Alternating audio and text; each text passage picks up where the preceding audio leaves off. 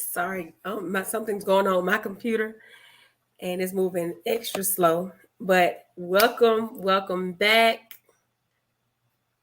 Hi, Facebook and YouTube. We are live on Live It Out Inc. and IG. We are back. Welcome back. We're doing Deuteronomy. We're going to do 2 chapters today because we are behind. Because remember we're not reading on the weekend. Well, I'm reading, but I'm not live on the weekends. And we missed Friday and Monday because I was having just the time of my life outside, just living life, right? So we're back with Deuteronomy chapters 10 and 11. So let's go ahead and get into it. God, thank you for your word. Thank you for your word that's living and active and still sharper than any two-edged sword. All right. So Deuteronomy chapter 10, a new copy of the covenant. At that time, the Lord said to me, chisel out 2 stone tablets like the first ones. Also, make a wooden ark, a sacred chest to store them in. Come up to me on the mountain, and I will write on the tablets the same words that were on the ones you smashed. Then place the tablets in the ark. So I made an ark of acacia wood and cut 2 stone tablets like the first 2. Then I went up to the mountain with the tablets in my hand. Once again, the Lord wrote the 10 Commandments. I would love to see a copy of that 10 Commandments with God's handwriting. That would be so wow. Ugh. Where are we? Verse Then I went up to the mountain with the tablets in my hand. Once again, the Lord wrote the 10 Commandments on the tablets and gave them to me, Moses. They were the same words the Lord had spoken to you from the heart of the fire on the day you were assembled at the foot of the mountain. Then I turned and came down the mountain and placed the tablets in the Ark of the Covenant, which I had made, just as the Lord commanded me. And the tablets are still there in the Ark. The people of Israel set out from the wells of the people of Jachan and traveled to Moserai, where Aaron died and was buried. His son Eleazar ministered as high priest in his place. Then they journeyed to Gagoda. Y'all know I be screwing up these towns. Gagoda. And from there to Jabbathah. I have to do it phonetically. Jabbathah, a land with many brooks and streams. At that time, the Lord said, set apart the tribe of Levi to carry the ark of the Lord's covenant and to stand before the Lord as he ministers and to pronounce blessings in his name. These are their duties to this day. That is why the Levites have no share of property or possession of land among the other Israelite tribes. The Lord himself is their special possession, as the Lord your God told them. Verse 10, as for me, I stood on the mountain in the Lord's presence for 40 days and nights, as I had done the first time. And once again, the Lord listened to my pleas and agreed not to destroy you. Then the Lord said to me, get up and resume the journey and lead the people to the land I swore to give to their ancestors so they may take possession of it. A call to love and obedience.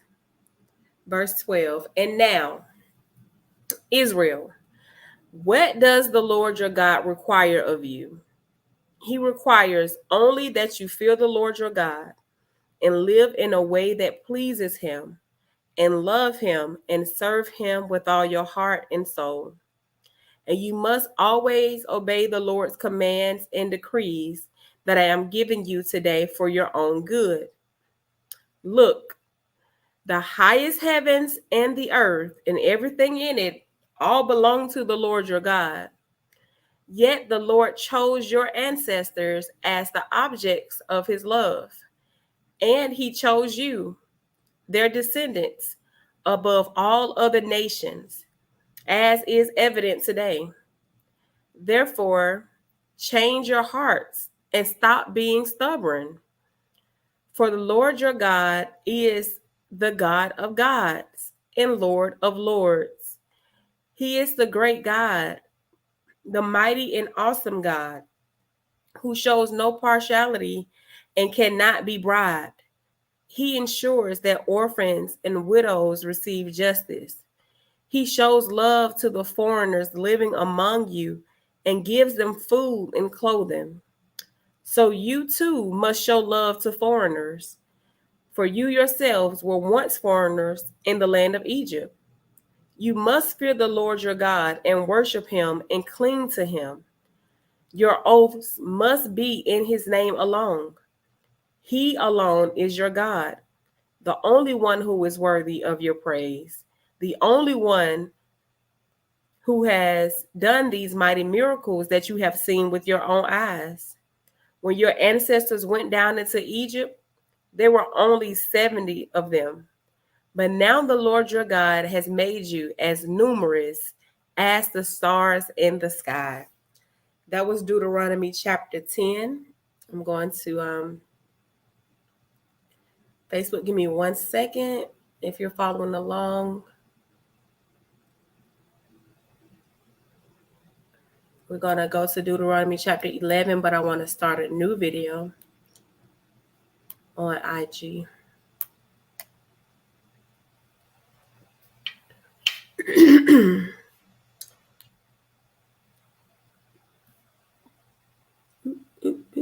Where's the live button?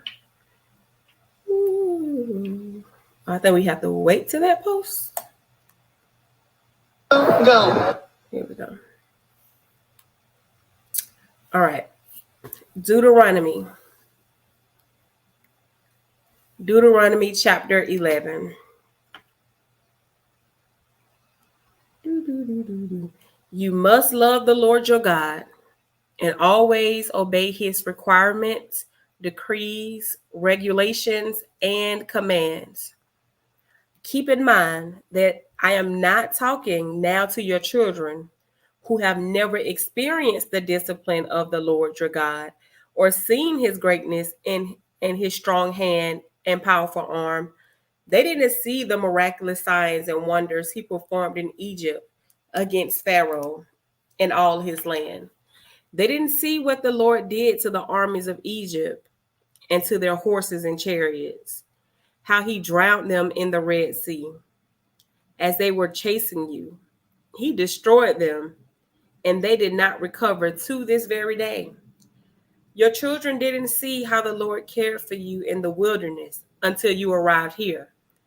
They didn't see what he did to Dathan and Abiram, the sons of Eliab, a descendant of Reuben, when the earth opened its mouth in the Israelite camp and swallowed them, along with their households and tents, and every living thing that belonged to them.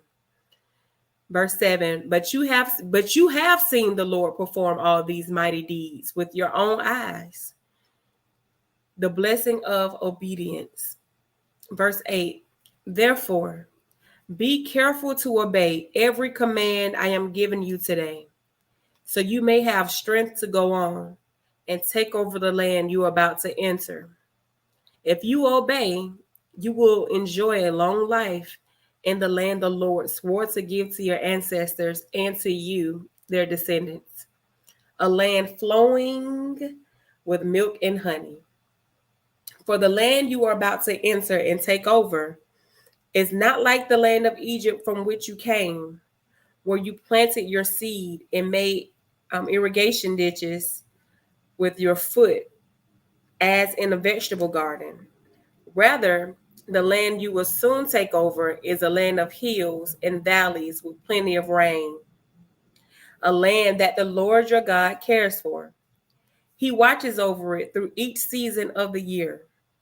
If you carefully obey the commands I am giving you today, And if you love the Lord your God and serve him with all your heart and soul, then he will send the rains in their proper seasons, the early and late rains.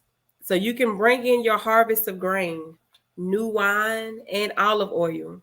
He will give you lush, pastured land, pastured land for your livestock. And you yourselves will have all you want to eat. But be careful. I love how Moses always warns them first. But be careful.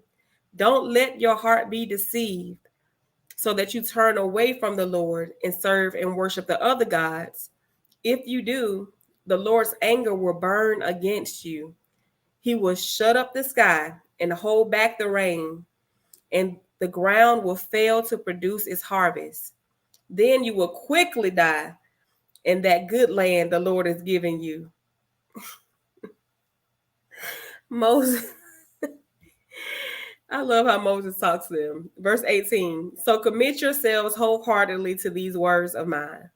Tie them to your hand and wear them on your forehead as reminders. Teach them to your children. Talk about them when you are at home and when you are on the road, when you are going to bed and when you are getting up. Write them on the doorposts of your house and on your gates, so that as long as the sky remains above the earth, you and your children may flourish in the land the Lord swore to give you, to give your ancestors. Be careful to obey all these commands I am giving you. Show love to the Lord your God by walking in his ways and holding tightly to him. Then the Lord will drive out all the nations ahead of you, though they are much greater and stronger than you, and will take over their land, and you will take over their land. Wherever you set foot, the land will be yours. Your frontiers will stretch from the wilderness in the south to Lebanon in the north, and from the Euphrates River in the east of the Mediterranean Sea in the west.